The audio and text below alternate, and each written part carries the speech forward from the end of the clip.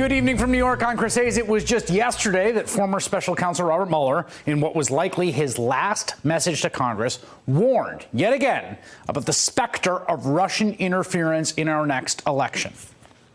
Over the course of my career, I've seen a number of challenges to our democracy. The Russian government's efforts to interfere in our election is among the most serious. That was not a hoax. The indictments we returned against the Russians, two different ones, were substantial in their scope, using that scope word again. And I think we have underplayed to a certain extent that aspect of our investigation that has and would have long-term damage to the United States that we need to move quickly to address. Despite that warning, only hours later, Senate Majority Leader Mitch McConnell, Republican, blocked not one but two election security measures, saying that Democrats were just trying to give themselves a political advantage, which itself is interesting. The Democrats are trying to give themselves a political advantage by preventing foreign actors from penetrating the election. Now, today, the Republican-led Senate Intelligence Committee, Republican-led, just dropped the first volume of its findings on Russia's 2016 election interference. And I got to say, the report is heavily redacted, which makes it a little hard to read, but it contains some really shocking, kind of heart-stopping revelations, including this. The Russians targeted voting systems in all 50 states, every single one. But perhaps the most chilling line is about Russia's access to Illinois' election system. Quote, Russian cyber actors were in a position to delete or change voter data. Now, we've had press reports indicating that was true, but this is the official Senate Intelligence Committee run by a Republican saying the Russians were in a U.S. voter system in one of the largest states and could change data. That's the nightmare scenario. That's it. It already happened. There's no evidence they changed vote tallies, but think for a second of the specter of that right now. Joining me now, Democratic Senator Chris Murphy of Connecticut. He's a member of the Senate Foreign Relations Committee. Am I freaking out unnecessarily, or is this an extremely big deal?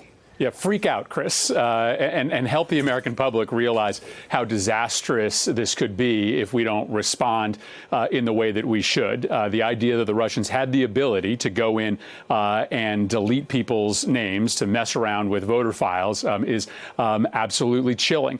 And what we know is that they have developed new capabilities since 2016, such that they are clearly in a position to try to do this again. And as you mentioned, what is, I think, most disturbing is that Republicans seem to recognize the electoral advantage that comes to them in a Russian government that may once again try to elect Donald Trump and other Republicans, and seem to be admitting that on the floor of the Senate, blocking our attempts to try to make sure that Russia doesn't get into these systems. Now, we are in a better position than we were in 2016. There's no doubt there's a lot of good civil servants working in this administration who are trying to keep the Russians out. But when they don't have the resources to do the job because the McConnell's blocking it in the Senate, it leaves us vulnerable. Here's one of the sort of parts of the nightmare scenario, and responding to the idea that we actually have hardened and we have improved.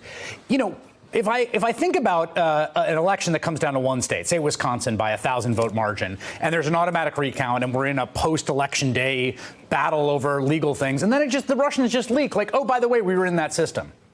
Now, it might be true, it might be not, but all of a sudden, there's like an irresolvable legitimacy black hole that we've all been sucked into.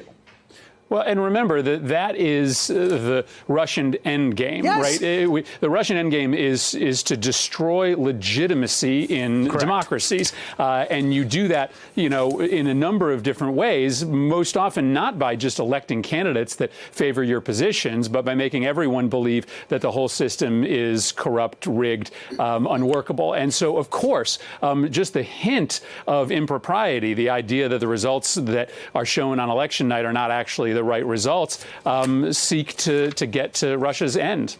I want to talk about something the White House did very quietly yesterday as Robert Mueller was testifying, which was they issued a veto.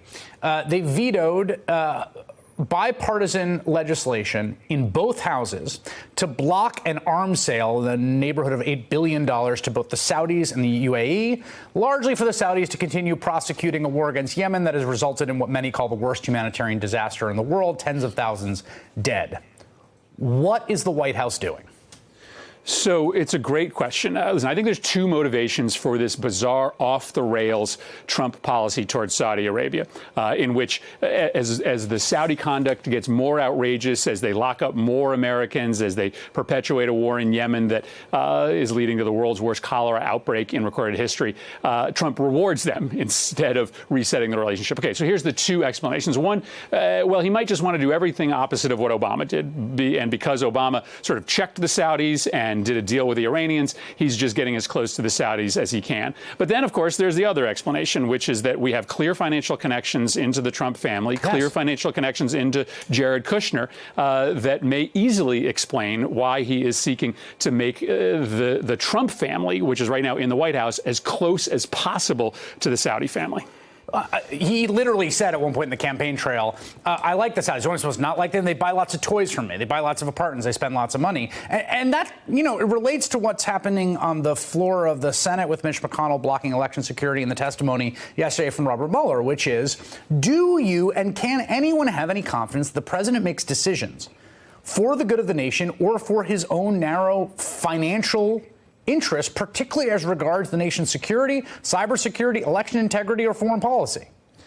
Of course we can't. We can't because we've never gotten a full picture of the president's finances. But of course, you don't really need to because, as you mentioned, when it comes to Russian investment and Saudi investment, he's been pretty out in the open about how important that was to the Trump family. And given the fact that he is currently, as we speak, continuing to make money off of Trump properties, it of course, is important to him in real time. It used to be, Chris, that we, as a body, could come together when we thought that an administration's policy had gone too far afield, and that we could stand up to a president, override a veto.